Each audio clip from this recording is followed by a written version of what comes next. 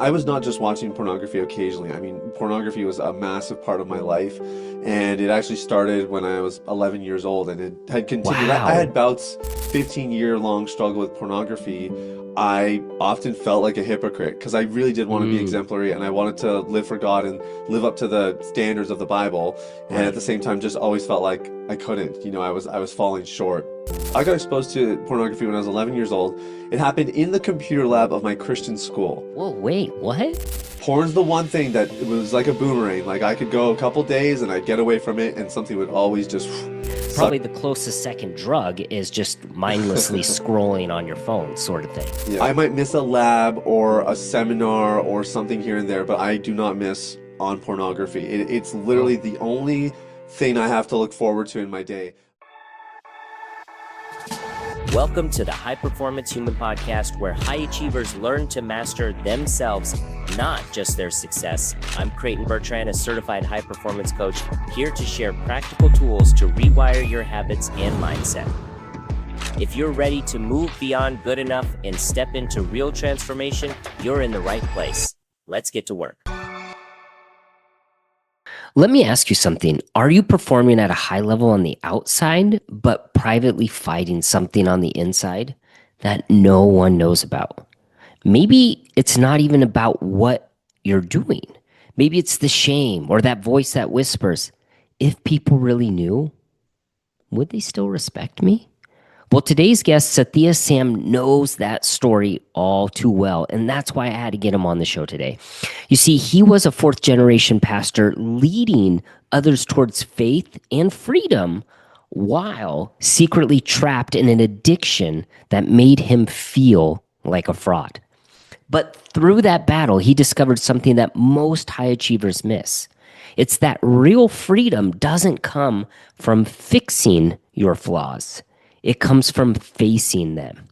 So if you're tired of hiding behind high performance, or if you've built the life that everyone admires, but deep down you still feel trapped, then this one is just for you. All right, man. Well, I'm so excited to get you on the show, Sathiya, right? Nailed it. Nice. Nailed We were it. just talking beforehand that I was like, I don't want to mess it up. So if I mess it up, I've given Sathiya the opportunity to correct me in front of you guys, to let you guys know I'm human and I make mistakes too. I was looking forward to taking advantage of that opportunity, but you're hitting it pretty good, so I don't think I'm gonna have to correct you. Yeah, we'll see. Again, this is one thing that I really hope we can get into, but like, I don't want to hide behind the shame of like, yeah, I made a mistake, like call me out. I don't want to keep that in secret in my pocket. Well, dude, thank you so much for coming on the show. Your story is so phenomenal. I cannot wait for my listeners to get to hear kind of what's going on. So if you're okay, for people that haven't heard about your story, can you take us back? I think for me, what's really interesting is you were a pastor, you were Yeah. doing obviously good work, but secretly at that time, you were kind of trapped in a battle that maybe didn't match that you were living. Can you kind of talk about what that was like? Yeah, that would be a pretty fair statement. I was a local church pastor. I was a fourth generation pastor, so my dad, Okay. grandpa, and great grandpa were all pastors as well. And I was addicted to pornography. So, supposed to be the exemplary role model of virtues and moral integrity, and really struggling behind closed doors. Not really that any pastor has to be perfect, but I was not just watching pornography occasionally. I mean, pornography was a massive part of my life, and it actually started when I was 11 years old, and it had continued. I Wow. had bouts. I Wait, was how 11 years old old are you, if you right don't mind? now. Yeah, I'm today. 35 right now. Yeah. Okay, so I'm just thinking because in my time, I'm 41, I'm about to be 42. I Okay. grew up with dial up, and I remember watching and literally praying for it to go faster of Right, as it's the like loading internet, pixel yeah, by of pixel. Yeah. loading of these pixels of like Pamela Anderson and stuff like that. And I know Yes. for me, that was a big issue because I was growing up in my teenage years when the internet was coming around, and this whole idea that any celebrity that you thought was attractive or whatever, you could go on the internet and try to find a quote unquote nip slip of them. And so that Yes. just became forced behavior of something I lust after. If I search, I might be able to satisfy this lust that I'm going after. So it's interesting for you that I'd say I was probably maybe 15 or so at that time. So it's interesting that yours started at such an early age of 11. That's in large part because of the advancement of technology. Because even just from like you and I guess have about a 7 year age gap. In those like 5 to 7 years, you have broadband internet. So that made everything a lot more accessible. You don't have to wait for things to load, right? It's downloaded pretty quickly. Then it was all about the what do they call it? I forget what they call that now, but it was like Kazaa and LimeWire and all these Oh yeah, I remember file LimeWire. sharing, I think is what they call it. Yeah, Yeah, so you can yeah, download these massive files. So that was sort of like my early exposure. Today, studies say that people get exposed as early as the age of 8 or 9 years old yeah. because between YouTube, smartphones, and all that, again, it's just very accessible. To circle back, well, actually, while I'm here, I'll just say, so I got exposed to pornography when I was 11 years old. It happened in the computer lab of my Christian school. Whoa, wait, what? Yeah. Okay. So again, so my dad's a pastor, sends me to a Christian school. Faith is a huge part of my story, even though I had seasons of my life where I wasn't very active. But it was just a buddy who came over to me, like he played high level as high level as you can play, when you're 11 years old. He was really, really good. And he said, "Hey, my buddy at soccer told me to check out this site." So I punched it in, very innocent sounding URL. You would never think it was pornographic. And lo and behold, like there's pornography. And it's not like I became addicted overnight. It just planted a little seed. It's interesting because in my story, there's two strands that eventually tie together. The first strand is faith, and not just faith, but also everything that comes with faith in this conversation, which is a lot of shame, a lot of hypocrisy, a lot of trying to kind of just wrestle through some of these things. And I would say for most of my 15-year-long struggle with pornography, I often felt like a hypocrite because I really did want to be Mm, exemplary and I wanted to live for God and live up to the standards of the Bible. And at the right. same time, just always felt like I couldn't. I was falling short. The other strand of the story is, and this is why I was really excited to speak on your podcast to your audience, is I am a high performer. And my high performance was like academia was my thing for the first 2 decades of my life. I skipped grade two. I had my honors degree by the time I was 20. I had over 5 figures in research grants while I was still a teenager. And What are you researching? I was researching this microscopic algae called diatoms. They have very, very peculiar photosynthetic properties that people thought they could use the energy to Uh, create kind of I new have a new buddy sources that did and other something stuff. very similar. I could connect you guys. Oh, no But way. yeah, Oh, yeah, he was yeah, big into algae, trying to use it for energy as well. they're very efficient organisms. It's interesting. I haven't talked about it in like 15 years. So that was always my thing. I was always very high achieving. People are just listening. They can't tell, but I'm brown, classic Indian guy, just good at maths, good at the sciences. All of this kind of like social cultural expectation to just be a high performer. You Hmm. get 98%. Your Indian parents tell you what happened to the other two, that kind of deal. So that was sort of like, I knew how to push myself. I knew how to set a goal and then achieve above and beyond it. And then I also have faith. And faith is kind of the anchoring thing that gave me a sense of morality and virtues and all of that. And my story with pornography culminates right in university, actually, and a little bit outside of that season. I'm studying, I'm working really hard. I have all these research grants to do the work in the labs. And this is where I'm really actually addicted to pornography. So I'm planning my days around it.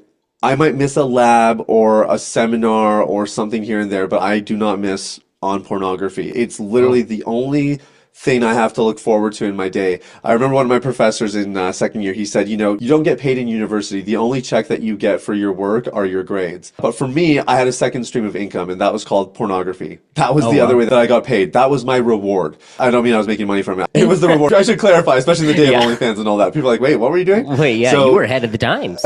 that was my life. And I, like any person who's addicted, I just told myself, oh, it just helps me take the edge off. It's not a big deal. It's Right. not as bad as so I and can so. I can stop when I quit when I want. want. You get it. So that day came. And like I mentioned, faith was kind of something that was in and out of my life throughout my upbringing. But in university, and I was in a very atheistic environment. I'm in this heavy research lab in the biological sciences faculty. And I kind of had the rubber meet the road. Like all these very smart atheists, grew up in church, trying to figure out what do I believe. And that's probably another story for another day. But at the end of it, I decided I'm going to commit my life to Jesus. I want to become a Christian. And this is kind of the first time in my life where I'm really actually trying to live by everything that I know a Christian should do, which Okay. includes, Creighton, not watching pornography. Yeah. So there's other things like I need to stop getting drunk with my buddies on the weekend. I need to clean up my language. I need to stop watching pornography, right? Like Yeah. there's a little conglomerate of things that I want to clean up to now that I'm living my life for God. And what age Every was this? early 20s, 21, 22, somewhere in there. Okay. And everything in that conglomerate was relatively easy to eliminate from my life, Mm. except for porn. Porn's the one thing that it was like a boomerang. Like I could go a couple days and I'd get away from it, and something would always just Well, suck me right the back in. high from that, I mean, we were kind of talking beforehand, but I've been studying like neuroscience, psychology, all like the dopamine that Yes. you get from porn and sexual things is so instantaneous and it's so high that makes so much more sense why that one was harder than maybe alcohol or just profanity. Like the highs on those aren't as high as what you get from orgasming. Like that Yes. high and the release of chemicals and hormones from that is like it's a drug. Oh, I mean, probably the closest second drug is just mindlessly scrolling on your phone, sort of thing. such a good point. They call pornography, we talk about this on my podcast a lot. It's a super normal stimulus. So the level of stimulation it provides to your brain and body are so unnaturally high Yeah. that your body almost doesn't know what to do with it at first. That's why that first exposure is always a little bit like it's Weird. kind of disturbing, but then Yeah. it's also intriguing. But then eventually your body builds a tolerance to it or it gets Yeah. acclimatized. And then that's what creates a lot of problems. Like you have 20-year-old men now that are experiencing erectile dysfunction because getting with a real person doesn't Oh, match up to yeah. all the pornography that they've watched, Yeah. right? So another thing that you said that I'll just comment on real quick, if you compare pornography to drugs or alcohol or whatever, it's very interesting because there's differences and then there's a lot of similarities. But pornography is what they call the three A's. It's affordable, accessible, and anonymous. Mm, And mm. no other substance or behavior has those qualities to the same measure, So good. right? Like alcohol costs you something, gambling costs you Yeah. something, cocaine's very expensive, and not, most of the things aren't anonymous. There's always other people involved. And you have to Um, get up, go get it. Most of those right. Accessibility is different. accessibility and the fact that it's free and it Yes. feels so good, like it's a Yes. no-brainer. And society, I mean, this will be a whole different thing, but like just how much sex is posterized and in every single thing you see. So society's deemed it that, hey, this is just a normal thing. Like, yeah, Hmm. go ahead. And it's always enticing you of like, oh, look at this cleavage. Go look at this girl. Look at this. Like, oh, yeah, yeah. Yes. Okay, a little bit more, a little. It's funny, we were talking about this on, this was actually maybe on a coaching call because somebody was asking me about optimizing tech. And one little hack that people talk about on social media is you can, if you know, there's a girl shaking her butt and you don't want to see that kind of stuff, you can click the three dots and you can say, I don't want to see content like this. And the other thing you can do is you can engage with content you want to see more of. So Yes. someone sees your post, they should like it, they should comment on it, and then they should sit on it for a little bit so that the algorithm can see, okay, they like looking at this content. It Right. keeps their They're not attention. stopping on all the twerking. Yes. Because you can say Yeah. you don't want it. The algorithm knows. Yes. But the funny thing is, so this guy was telling me, he's like, man, it was amazing. Like I did this really intentionally for about 2 weeks and literally Mm. my entire algorithm, like my Oh, news yeah. feeds, everything changed. It's like more personal development stuff. It's very wholesome. But then every like 3 or 4 weeks, the algorithm just sneaks a little something, something in Yes. there. Like, hey, are you sure? Because it knows the demographic and they know how to keep your attention. And that's, again, just what makes all of this so very dangerous. Let me pick back up on my story. I'm in my 20s. Oh, I realize, okay, this is more than just I watch some pornography every once in a while because I can't go very long without it. And then I'm kind of reflecting, like, would I have gotten through university without pornography? And you start to kind of just Mm. piece things together and realize maybe this is actually a bigger part of my life than I realized. And for 3 years, I just made a vow, like, I'm going to get this out of my life. Now, anyone listening should be gasping at that because 3 years is a very long time. It should not take somebody 3 years to get something like this out of your life. The reason it took me 3 years is because I had ineffective solutions. I did Mm. all the things that people tell you should do. Cold Internet turkey. filters, cold Just turkey, stop. white Just knuckle stop. it, just stop, accountability partners, seminars, webinars, street counting, like you name it. I mean, I'm in faith circles, so I'm having people pray for me that this thing goes away and it never comes back. I mean, everything that you can imagine was possible. I tried it. And after 3 years, I was still watching pornography on a weekly basis. And I was binging hard when I was watching it. It was not like I Wow. was just dabbling my toes in it. So at 3 years, I just said, like, I can't do the Einstein thing. I can't keep doing the same thing and expecting Yes. different results. That's his definition of insanity. Right. And I started to explore maybe less discussed methods, but things that I felt like maybe would have a shot because all the mainstream stuff didn't work.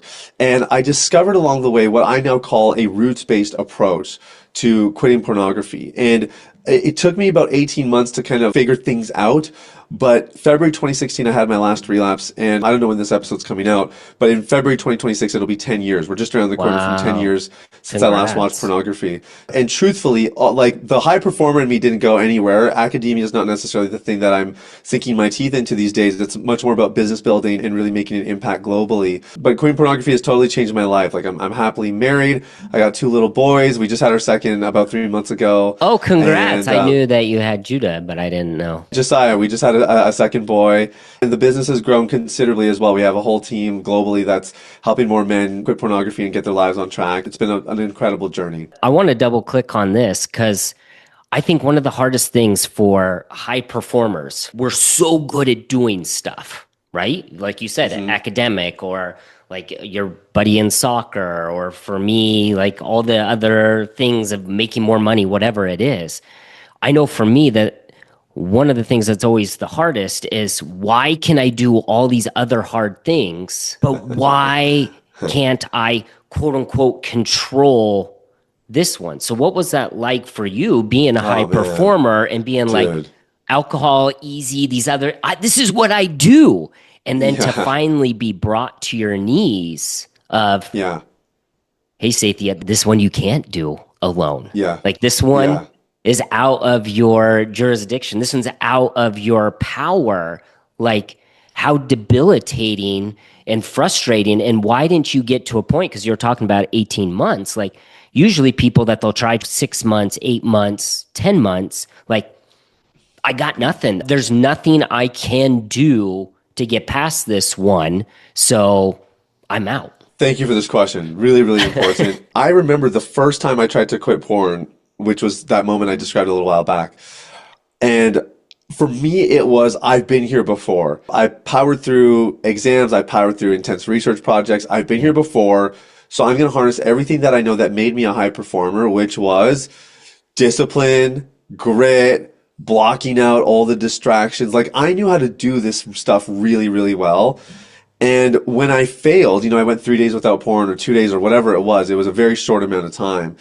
My solution was to just do more of that. That's all I really knew.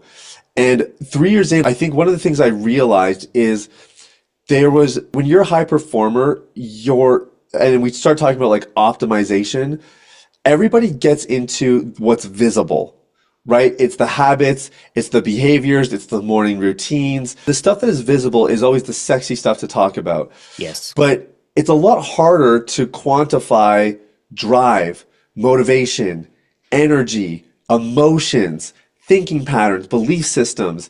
And that was the big revelation for me was not only was what I was doing it wasn't working, it was actually focused on the wrong thing. It's kind of like you have this problem growing in your life. You have like a weed in your garden. And when we just try to do more discipline and more things and more willpower, it's kind of like running over a weed with a lawnmower. Like the weed is gone and everything looks clean for now. But as long as the root system is there, it's only a matter of time before that thing grows back. And that's kind of what I realized is all of my efforts were above surface. They were trying to manipulate the behavior. They were too focused. Not that there's anything wrong with that, but that's kind of like the 20% of the equation. When we're talking about things like addiction, pornography, things that really tap into our sexuality and our libido, now we're talking about things that are underneath the surface. And that requires, again, a roots-based or a roots-level approach. And that's where my life really started to change. So what is it that kept you driving to continue to want, like, just not give up? Did you go back, and we'll touch on this because I love that you talk about identity because I think that's so huge in everything. So was Yeah. it an identity based of I am someone that does hard things. I'm someone that can overcome everything that I've ever came up against. Like what was your driver, or was it, I just want to be a better Christian? Like what was the thing that really kept pulling you when you kept failing? That's a good question because it changes if I'm being Mm, honest. We see this with our clients as well. Like a marriage hits the fan and then the client comes to us to get his marriage back. But a couple months in, he realizes this is much more about his own development. He can't force something. He can't force his wife to do something either way. right. He obviously wants the marriage to survive, but it was very similar for me. Like I did this at first because I wanted to be a good Christian boy, and that's Mm, really what it was about. okay. But I think as time went on, I realized number one, I really believed I've always had a fundamental belief since I was a little kid that I was called to do something great. Mm. So that's been embedded into me, and I think I realized this was going to hold me back from my greatness. So that was a big thing. So it I was do want for to, your almost, would you want to say, ego of I want to do great things. This is holding me back from being yeah. greater. At first, no, it wasn't. This is Okay. holding me back from being greater. I think it was if I do something great and I still have this, I might lose the great thing that I built. Like, have you ever heard of like a mega church pastor that has a moral failure? You know, he's got this huge So ministry, like all that's this all we ever influence. see and hear about, but That's yes. right, exactly. So everybody knows that story. There's one that And doesn't. I mean, that would be more, yeah. right, that would be the anomaly. Yeah. So the thing for me is, and again, at the time I was aspiring to be a pastor, so it was a little bit more in that context. It was, I didn't want to be the pastor that became successful and had books and was making a difference in people's lives and then had this second life behind closed doors Hmm. and I lost it all. Or people wouldn't take what I Mm. said as seriously because of what I had been through or because I was hiding. I didn't want to live that double life and I definitely didn't want to have a moral failure. So that was a huge part of it. Now, the last evolution, and I want to be just really transparent with your audience. I wasn't always motivated to quit pornography in this kind of 5 years from when I decided to decided to quit to when I actually finished my recovery process. Definitely a lot of seasons in between where you just wonder if, well, maybe this isn't that big of a deal, Right. or You start maybe I'm justifying. yeah, or maybe I'm just the guy who can't figure it out. You know, maybe that's the way it is. Like, I went through all of that for sure. The last part of kind of what motivated me and drove me, I have to thank a mentor for this. I was a single guy. I was in my early 20s, struggling with pornography, trying to figure it out. And I remember saying to him, I was actually probably mid 20s, a little bit older, but I remember saying to him, man, I can't wait till I'm married one day and I'll be having sex all the time and I won't Mm. have to worry about pornography. And the guy almost reached across the table to smack me in the face. He was so mad. He's like, marriage is a magnifier. If it's a problem now, it'll be a problem later. And honestly, I thank God that it registered enough in my 22-year-old brain to be like, okay, I think he's right. I, I don't know it, but I will take his word for it. You know what I mean? And I really took that seriously. It's actually a cool part of my story. I don't share this on all the podcasts, but I prayed to God, God, whoever my future wife is, keep her from me until I'm ready. That was my prayer mm. after this interaction with my mentor. And I share about it in my book because I encourage people pray these bold prayers because I quit pornography February 2016 and November 2016, 9 months later, I met Shaloma, who's now my wife of 6.5 years. It was just cool to see the way God kind of, I guess, honored that and answered those prayers. So long-winded answer to your question, but hopefully that helps. No, that's so beautiful. So do you feel like, and I'm sorry for staying on this, but do you feel like there was a moment where you were doing this for God of like, because I was just talking to a gentleman the other day that was coming to our men's group and he was a stud. I'm going to connect him with you actually, but he was dealing with porn addiction and all this. And I go, there's been so many times in my life, especially my old life, where it was all me driven. Like we're talking about, I want to be the best. I am, instead of obviously he is. And it's like, Yeah. I'm going to solve this. And I've started to come into the season maybe like 2 years ago of like surrendering, being like, I can't. And I don't need to. Like, Yeah. let me use you. Like, I need to get out of my stupid mind that I am. Like, and so I was telling this kid of like, maybe you don't have to have the strength to overcome this. Maybe you just have to Mm, surrender and be like, yeah, I can't. And I'm falling to mm, my knees and I'm asking for your help yeah. because you can and you will. Yeah. That's really good. So I would say, again, I think it was a little bit different for me. Like I said, I was initially very motivated to do it for God, Mhm. but not, and I said that earlier, but I want to clarify now. It was in a like, I hope God doesn't smite me. I better get this out of my Mm. life. It Got was it. It was that kind shame of like based. Shame based. shame-based, very fear-mongering kind of mentality.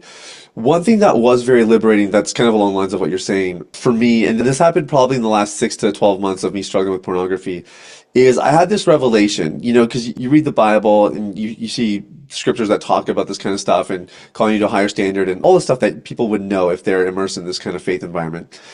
And I thought about it, I thought, man, if I was God and I said, hey guys, here's the bar, but it was impossible for you. I knew in my heart that you could never actually reach that bar. I set this bar, but I know it's actually impossible. I would be a really cruel God. Like that would be really mean of me to say, here's the bar, but you can't reach it. And something I realized is if God sets a standard, it's not just to say like, hey, here's the standard and do your best. What he actually does is he empowers us or he gives us the strength to achieve that standard. And I do believe it's his strength. Like it's we do our best and he multiplies our efforts. But it was really helpful for me to realize I don't have to like twist his arm to help me out. He's actually more excited about my freedom than I am. And that really helped to dismantle some of that shame that can often come when we feel like, oh, there's this standard that God has for us, this thing that we're trying to reach and we can't do it. What's wrong with me? I'm not good enough. And everything I do never works. We can get down there that spiral very quickly. This really helped me just to remind myself, God's cheering me on. Even when I stumble, he's saying, hey, get back up. You got this. You can do it. Keep going. And understanding kind of that encouraging part of God and the fact that he would set a standard so that I could attain it, that was really helpful for me. Yeah, and one thing that I love what you're talking about is I feel like we do the same thing now that you have two beautiful sons. Like that's what we do for our kids. Of course. We love unconditionally. We love without circumstance, any of this, but we also call and demand more from them. And once I became a parent and reading through, I know for me, like reading through the Old Testament, because I never read through it before, it was like, oh, it's so terrible and all this. But reading through it, I'm like, oh my, yes, there's a reason why we could say God our Father. That's the role as a father to demand better and see your full potential. And I love you Yes. talk about freedom, that by wanting you to achieve this, I'm going to discipline you because you deserve it, but it's not out of hatred or what, it's out of love. And Yes. I'll love you even when you're terrible. But I want more from you. So let me ask you this. Why do you think, and you could talk about for yourself, but obviously coaching so many people, why do you think so many high achievers and people doing good things like you were being a pastor or practicing at the time, the people that are out doing this, why do they still wrestle with shame and wanting to keep it a secret? That's a good question. I can tell you for me, I think when I was hiding, I felt like what I had to lose was not worth or not comparable to the reward I would get from telling people. So it Mm, just felt like, oh man, if I come clean about this, I could lose my ministry. People will see me differently. No girl will ever date me. Like those are some of the insecurities I had at the time. And it kind of felt like, oh, but what I would get that monkey off my back. Like that's somehow supposed to be worth more than all those other things that are at risk. So for me it was there was a lack of education on my part. I did not realize how liberating it would feel to actually be fully transparent about my struggles and what I had been through. Again, eventually I got convinced maybe this is the missing piece because I've tried everything else. I'm the classic, like, I love the self-made, self-starter story, right? And that mm. was what I was trying to do with this. I was trying to figure it all out on my own so I could then tell the world, look at this awesome thing that I did on my own. I did. Yeah, exactly. And so I think again, eventually you can only fail so many times before you realize, oh, maybe this isn't how it's going to happen. And that's honestly what kind of moved me enough to say, okay, I will talk to somebody about this and I will start Mm. sharing more transparently. And it was a game changer. So when you were going through that, when you were working as a pastor and still struggling, what was the kind of, if you want to use the word identity, but what was the belief that you had about yourself while you were going through this of like, okay, well, I want to showcase Yeah. that I am morally holding myself at a higher, but in when no one's around, I'm have this deep, dark secret that is eating me alive. I think a lot of high performers go through this. Shame basically tells you you're not enough. Mm, you're not good enough. mm, And I think at my core of core, I believed that. I really believed I was not good enough. And so the whole goal for me was to hide, right? Because if you believe you're not good enough, the worst thing that could happen to you is that other people also discover that you're not good enough. This is how the whole yes. belief system kind of takes off. And Mm, so what happens with time is you get more sophisticated at hiding and masking and covering up. And even I saw this a lot in pastoral circles where they would share that they're struggling, but they wouldn't say enough for you to really know yeah. what they're struggling with or how bad they're actually struggling. And I was patient zero for that. Like I did it just as much as anyone else. So I'm not slinging mud here at anybody. And I think that the reason high performers fall into this is because our value typically gets attached to our worth. Yes. Sorry, our value typically gets attached to our behavior, our ability to perform. And so for me, I just felt like I could outperform, I could outwork that belief. Yeah. Yes, I'm not good enough, but if I spend more time at church, I'm musical. So if I'm singing on Sunday mornings and I'm preaching and I'm doing everything really well, if I can just stack up more good things, maybe everybody will think of me as valuable and they won't see the dark shame and sin that's actually over here. Your good works and your good behavior kind of become like a facade or a little bit of a bait and switch, and you try to get all the attention over here so that people don't see what's really going on. And that was kind of my strategy, if you will. I love that. And I think that's so many high performers of doing, doing, doing. We think I have to do in order to be.